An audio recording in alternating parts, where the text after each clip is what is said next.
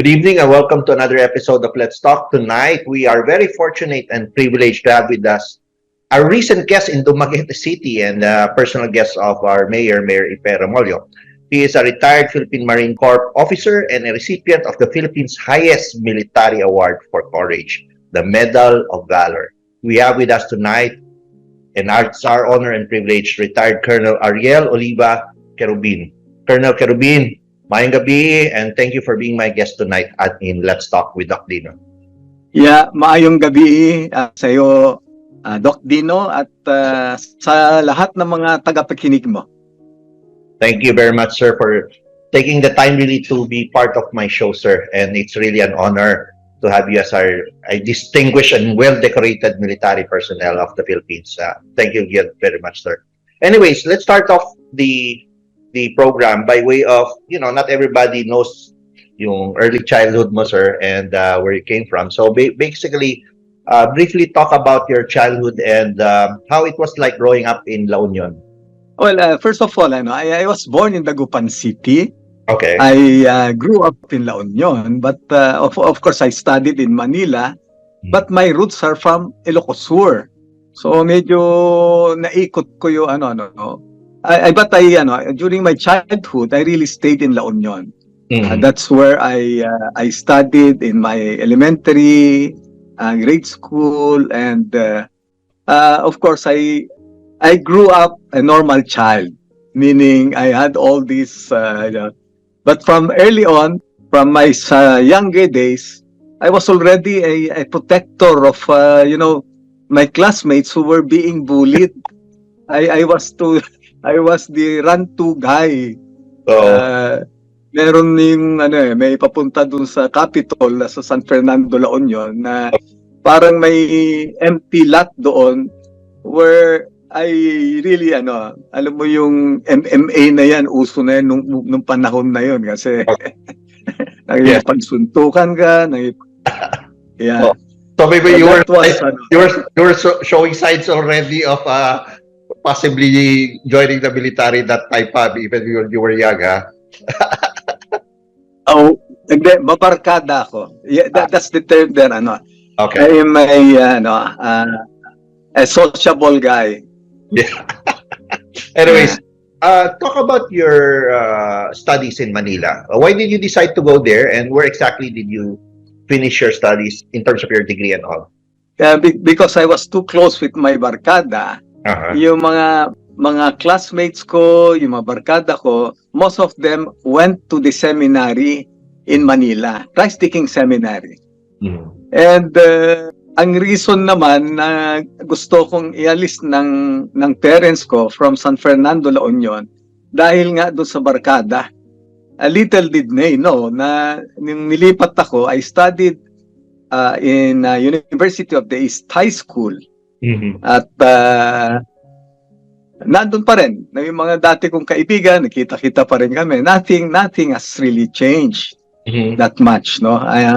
Ang nadagdag lang dahil being an adventurous guy, yun, napapasama-sama tayo sa mga nagrarally, although very active ako noon sa PMT. PMT pa ang tawag namin noon sa very active ako doon, and yet, pag may time ako, I was joining yung mga rallies.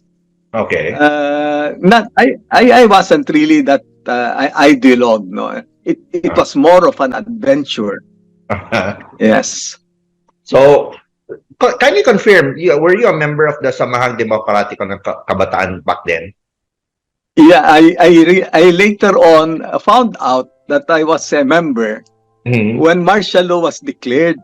Wow. I was summoned by the principal, and sabi niya, "Oh, Mr. Querubin, your name is in the list of the Samahan Demokratikong Kabataan."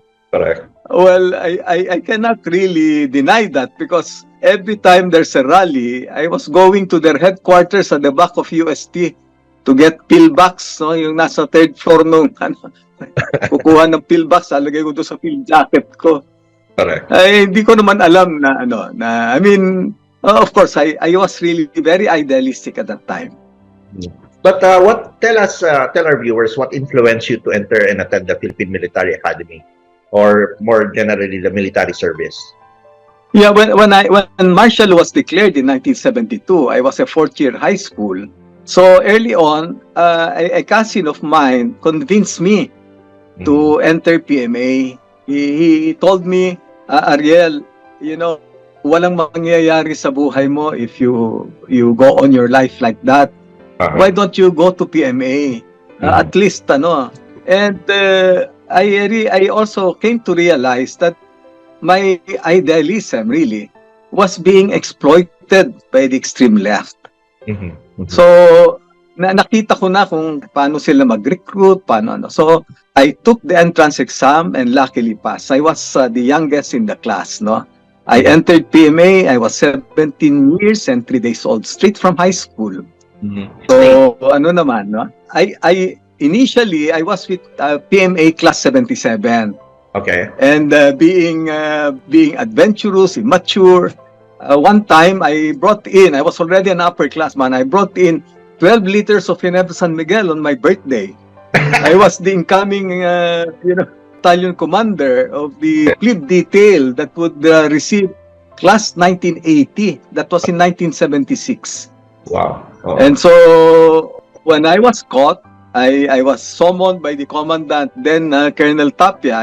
He told me, Mr. Querubin, if we will suspend you 1 year for each battle, are you willing to come back?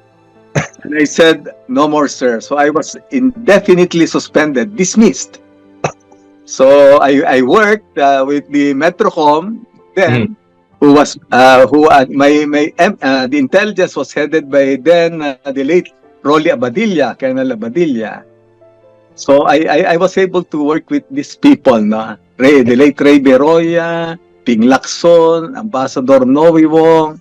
And then all of a sudden, I was preparing to further study because, having been kicked out from PMA, you need to really, get the proper education. So I was preparing to get for, saving money for a college degree. So I'll be taking up an engineering course. And then all of a sudden, they recalled me. They sent a message informing me that I'll be reporting back at the start of the second semester. So I said, wow. Or at least they didn't commit any mistake because otherwise they wouldn't have a Medal of Valor awardee. That's right. That's right.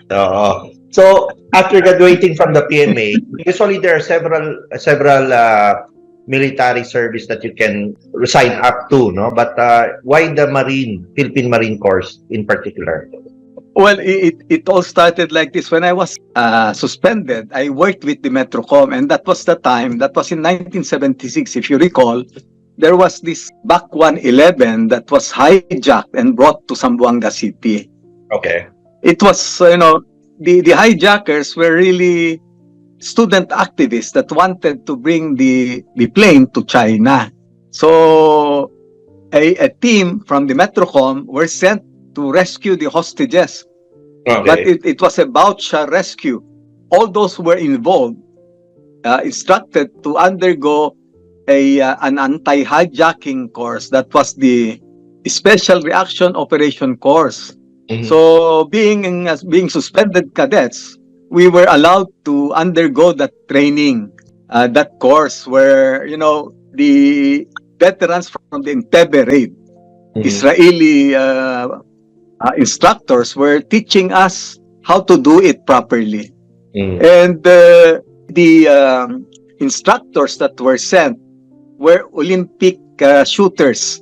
All of them were Marines. Very professional, professional instructors. And I was really completely, attracted to that branch of service. So when I went back to PMA, during graduation, we had the option really to choose. At that time, there were 4 branches of service. The Philippine Constabulary was still part of the armed forces. Correct. Now, they separated the Philippine Constabulary to make it as the core of the Philippine National Police now. Correct. So it's tri-service. But just the same, during those times, every time our classmates are asked, what do you want to as a branch of service, they always say Philippine Constabulary. And at that time, you know, some of my classmates really who joined Philippine Constabulary after 1 year, they attended our first reunion. They were already driving their Mercedes car. So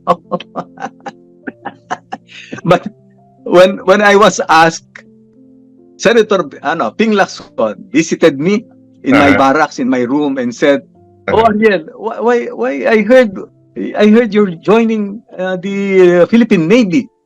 Why not Philippine Constabulary? We spent, Colonel Abadilla spent for you guys, but why did you not choose the Philippine Constabulary?" And I told him, "Sir, I really want action. I'm joining the Philippine Navy because I want to join the Philippine Marines." Correct. Because there is action in, you're really a war freak. He said, you're a war freak. Graduate ka sa front line yun, sir, ha? Sa heat of the action. Anyway, Colonel. Yes. Talk about a specific major military operation that you did that led you to earn an impressive number of medals and recognitions. Madami, pero just... Yeah, well, I can probably share with you some of my significant accomplishments. That's right. Okay, sige. Back in 1983, or probably just in 1981 rather, 1981, we were deployed to Central Luzon, Bataan. Okay. Particularly Bataan, where it was alleged that was the seat of the CPP-NPA during those times. So the Marines coming from, we came from all the way from Tawi-Tawi, we had retraining, and then we were deployed to Central to Bataan. And in December of 1981, we were able to neutralize the provincial chair of the CPP-NPA, Jesse Rafael, just at the back of the Abukay Municipal Hall. So you can just imagine their headquarters is just at the back of the municipal hall, meaning even the policemen there, even, they were already recruited to the cause of the CPP-NPA. Then after that, 1983, we were deployed to Southern Palawan.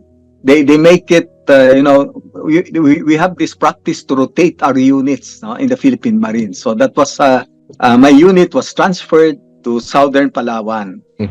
And sometime in 1983, I think around July, I was sent on a mission to locate the camp of the MNLF.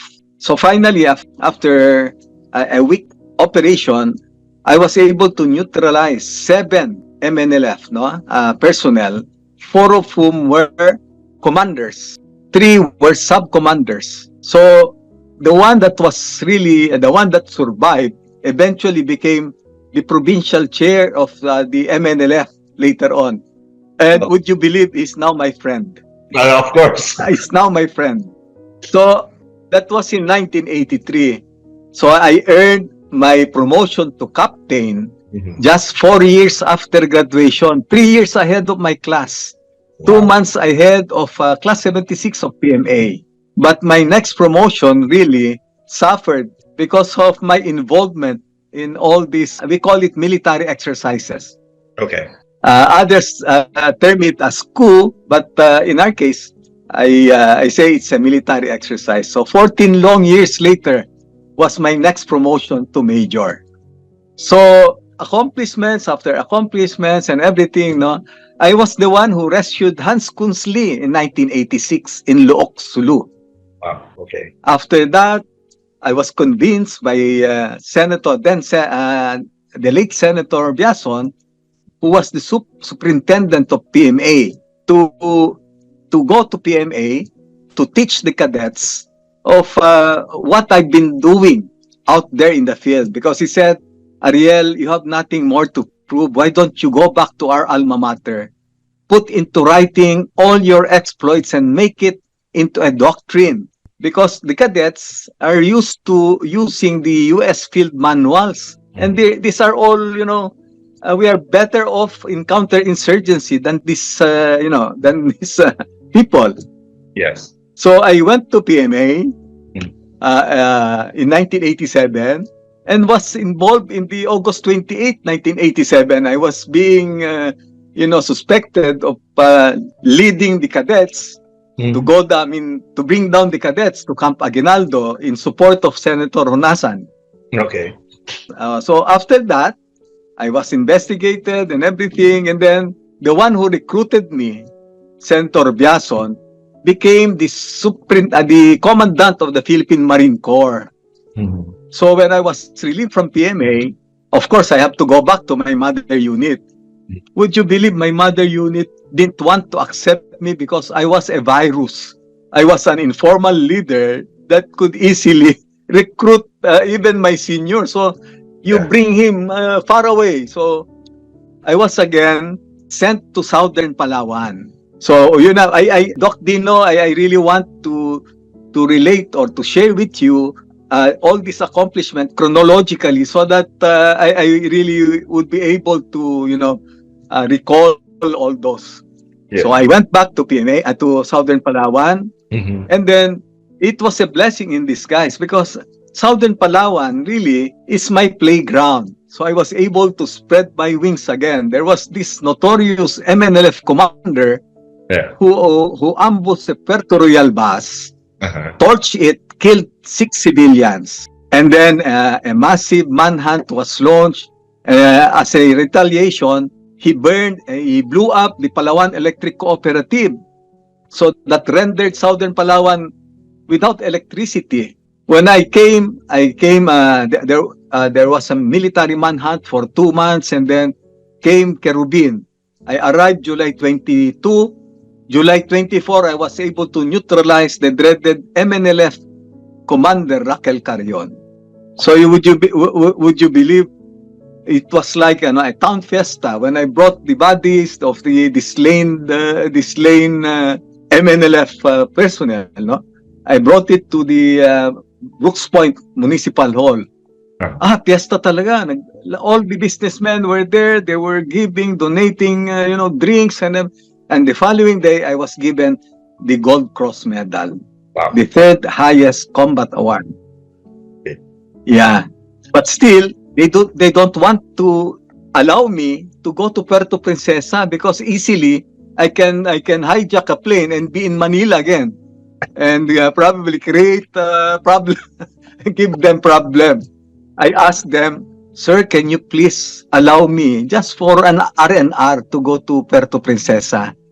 They allowed me, and then all of a sudden, a resident agent, a staff sergeant of the army, the Philippine Army, went to see me, and he said, sir, there's an armed group in Aborlan, south of Puerto Princesa, adjacent town of Puerto Princesa. And my answer was, oh, no, don't bother those. They are headless. No, I was able to neutralize their leader. And he said, sir, no, they are using kasama, ka. So meaning, they were suspected to be communist terrorists. So I told him, if granting will have an operation, are you willing to go with me or to go with the group? And he said, yes, sir. So we launched that operation. Just 10 days after my first encounter where I neutralized that MNLF commander, I again neutralized this CPP and PA band, 11 of them. Recovered 11 high-powered firearms. So this was in 1988. Okay. So early in 1989, by this time, because all the rebels in Southern Palawan were already gone. Of course, I courtesy of that Captain Querubin. I was a captain then. And so, during that conference in Western Command, the commander said, General Angeles, oh, there's a message here. There's an intelligence operations course. Who do you think can we send? Who's qualified for this? And my commander said, Commander Agudelo, I was with you two then. He said, sir, it's only Captain Querubin who is qualified for that. I don't know if they made a mistake because I was able to go to reach Manila. Okay. So I went on that schooling. That was already in 1989. When I was about to, defend my thesis, I went missing. And then they found out I was already at the morgue of the Quirino Labor Hospital. I Wow. assaulted Camp Aguinaldo. Wow. And who was the one defending Camp Aguinaldo then? It was my idol, the one who recruited me in PMA. It was General Biason. So he was the one defending the Camp Aguinaldo then. Yes. So we have this love-hate relationship. So after that, 89, I was sidelined. I was, that was my first incarceration. Just 3 months after I was seriously injured, or you say I experienced death, I escaped from the hospital to live a life of a fugitive. I was on the run. I had a reward of 500,000. So finally, I was caught. I was incarcerated and was released in 1992, December. 1993, early February of 1993, 21 Marines were massacred in Tuburan, Basilan. So the commandant of the Marines then, General Cabanlig, so when he saw me, he said, "Oh, good, Ariel is here. We can send Ariel anyway. He's a war freak. We can send him to run after these, lawless elements, the MNLF, no, at that time, MNLF, no, who massacred the 21 Marines." But I wasn't my pay and allowances was not restored. So you can just imagine, just because I wanted to go back to the mainstream of my career, my military career, I was willing to go back to Basilan without any pay and allowances. With my first born child only, I think, 2 months old. So ganun ako, Dok Dinno, ka-interesado sa, kasi ang alam ko, soldiering is the only thing I know I can do best. So if you have to do it, then do it well. Yes. So yeah, nandun na. Din 1994, I rescued Father Nacorda from the Abu Sayyaf na. Yeah. Oh, then after that, 1994 came ito naman ng itong all-out war. Yeah. So that's where I earned the Medal for Valor. No, I liberated Kauswagan, and then I was told to run after to maintain the momentum, run after the MILF, who were really in disarray. They were withdrawing, but we were surprised. Just around, I think, 7 kilometers away from the highway, nandun na pala yung camp nila. We were ambushed. No, that's yun na yung Medal of Valor ko, where we were engaged 24 hours. I lost 7 officers and 7 men, 2 officers, and 42 wounded. It was in 2000. The last one was, I also led the neutralization of Abu Sabaya, the Abu Sayyaf spokesperson who abducted the Burnham couple from Dos Palmas. And you know what? I can, every time I recall this operation, when we got the documents from Abu Sabaya, we found out, we saw there a map of Dumaguete City, schedule of the Roro there. I mean, going to Dakak. So meaning, the Abu Sayyaf were planning to abduct probably tourists from Dumaguete. That was in 2002. Wow. So you probably during those times you were thinking safe ang kasi ang ganda talaga ng Dumaguete, no? I mean, it's if I had to probably retire again, I really would want to retire there. Ang ganda lugar. That's good to hear. Oh, that's very good to hear. Anyways, Colonel, was it just, just out of curiosity, was it just coincidental that the military exercises that you were involved to female presidents, women presidents during the time of Arroyo and during the time also of Aquino. Okay. Iklaro natin yan sa ato mga viewers, sir. Baka akala niya woman hater ko. Alam mo, there was a joke na, di ba, I supported Grace po in 2016.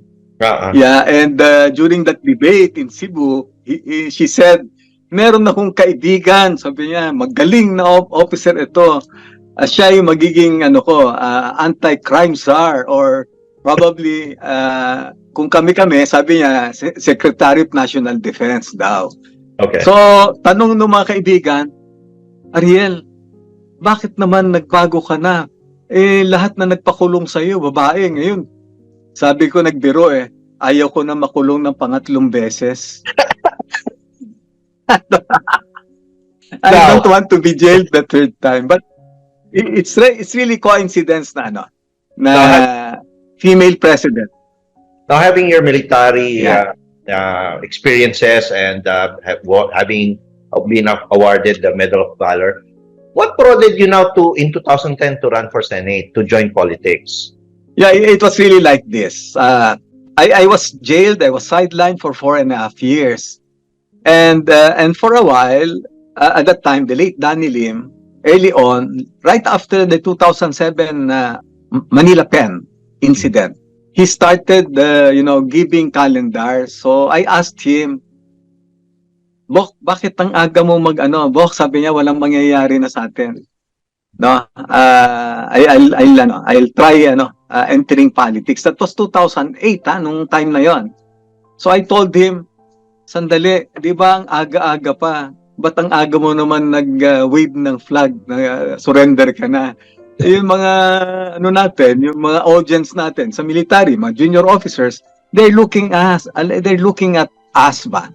Yeah. To lead them. Correct. Why so early? So ngayon di insisting siya, Bok, takbo na tayo, takbo. Ako, ayaw ko pa rin. I went home.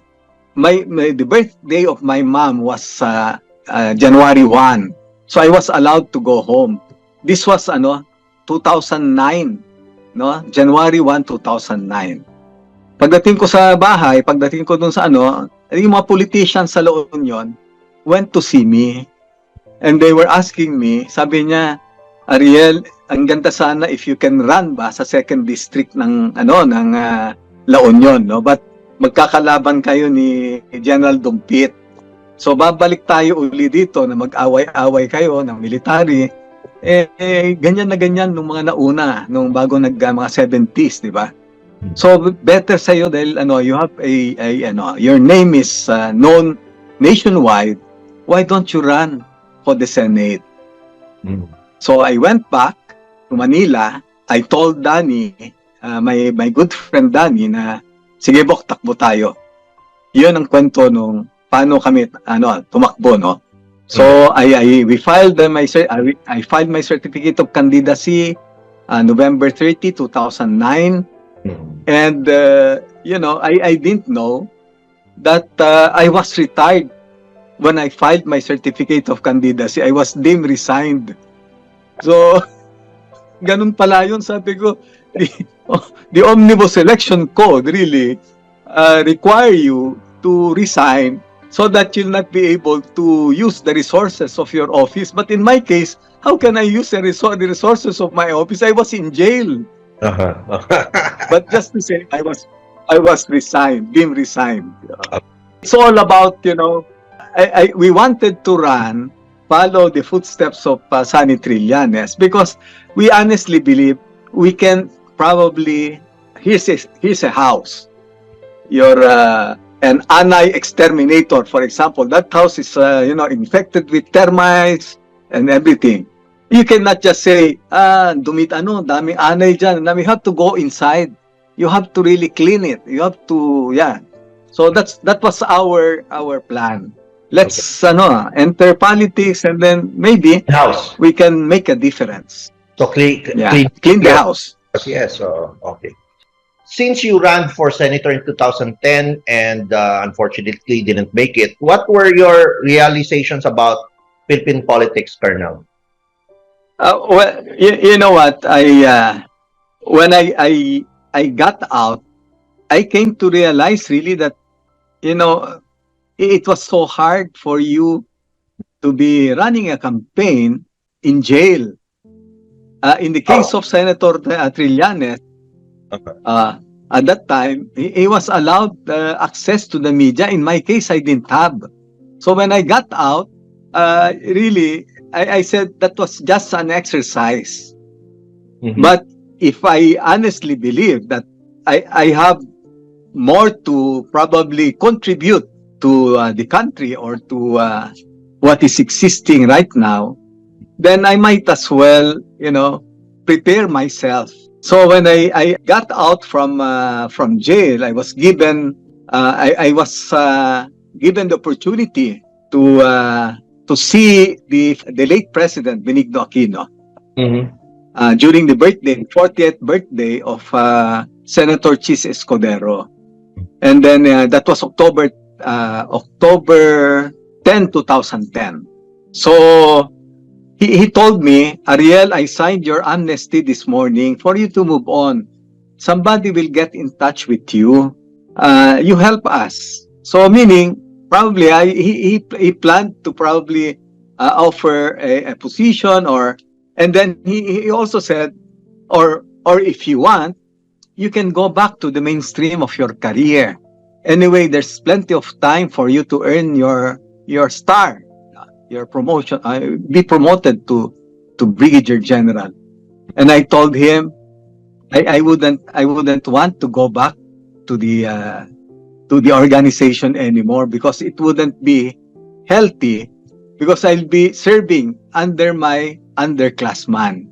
Correct. And this fourth class system in PMA Mhm. makes an upperclassman, although outrank, is still an upper class. So he will still say sir to you. So he won't be effective anymore. So I said, oh, never mind my being a brigadier general. Probably I look for another job outside. Mhm. And that was really a blessing in disguise because my my boss now saw me, Mr. Ramon Ang, and he said, "Oh, how are you? How's your what are you doing?" And I said, "I'm a full-time father, so I bring my kids to school, then pick them up." And he said, "Yeah, enjoy your much-needed vacation, but don't accept any offers, huh? You are mine. I mean, we you are you are ours." So, Uh, so that was I signed my contract with San Miguel December 1, 2010, and my life drastically changed for the better. Wow. Wow. Anyways, Colonel, do you think that the Filipinos are more politically mature today compared to in the past, specifically during your when you ran as senator in 2010? Yeah, yeah. Sad to say, nothing much has changed. Okay. Okay. Sad to say.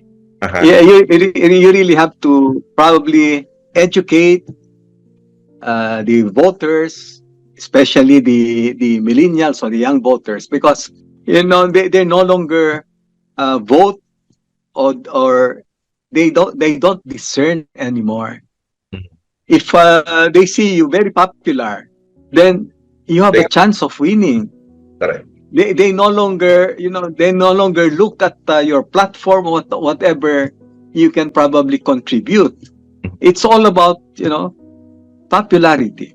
Now, Colonel, talk about your recent visit to Dumaguete City last month and what inspired you to donate one set of your military uniform with your military decorations to the local government unit of Dumaguete. Yeah, I the first time, I mean, it's not really my first time to visit Dumaguete because I've been in Dumaguete in 1995, no, during the national elections where I was seconded to Baby Arenas then by the late President Ramos. But my second time to go there was during the annual communications of the Freemasons. Mm-hmm. And I made a call to Mayor Ipe Remulyo, and I really found him easy to go along with. Very amiable, very, and then I told him that I'll be donating one of my uniforms to the Siliman University ROTC museum. And he said, we also have a museum that is accredited by the National Historical Commission. Correct. So meaning, if you'll give a uniform to Siliman, mas maganda naman dito sa amin. So, well, I didn't think twice. I said, okay, I'll give you, if I gave my dress green to Siliman University, the Marines are really known for their dress blue. Diba? Formal na yun yung binigay ko sa Dumaguete museum. Wow. Malayong mas maganda naman kaysa dun sa isa. With all the medals and And to be honest, if people really asked you, di ba masaya ka dahil binibigyan ka ng pahalaga? Correct. Yes. Yeah.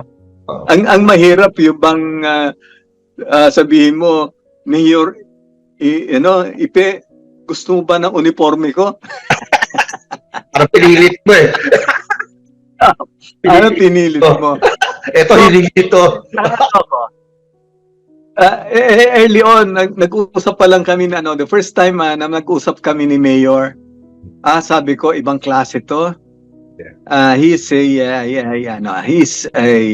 man of vision.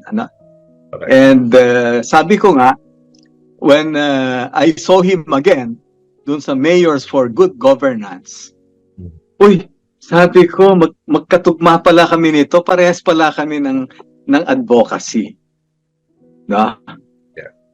Anyways. And then from that time on, sinusundan ko na siya na yung mga accomplishments niya and everything, no? Yes. And saludo ko kay Mayor Ipe. That's good to hear, sir. Now, Colonel, your advice to the young aspiring military officers of today. What's your advice to them?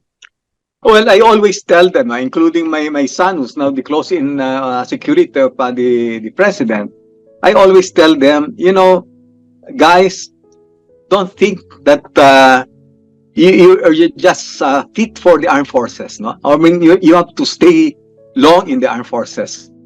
There is life after the service. Always remember that. There is life after the service. If you decide to leave the service, you can. Because, to be honest, when I was in the corporate, I later found out I was not shortchanged for just receiving small salary in the armed forces. But there is life after the service, provided you maintain a good name. Wow. You maintain a good name. When I graduated from PMA, I put in my yearbook the sword. They call it the sword. A passage that I didn't know it was a Bible passage. It just attracted me. And I said, I want this because I want to be like this when I grow old. And what was that passage? A good name is rather to be chosen than great riches, and loving favor than silver and gold. Wow. Later on, I found out it was Proverbs chapter 22, verse 1. I wasn't a religious man, pero I maintained really a good name. Colonel, finally, your message for Mayor Ipe Remolyo and the gentle people of Dumaguete City and the province of Negros Oriental.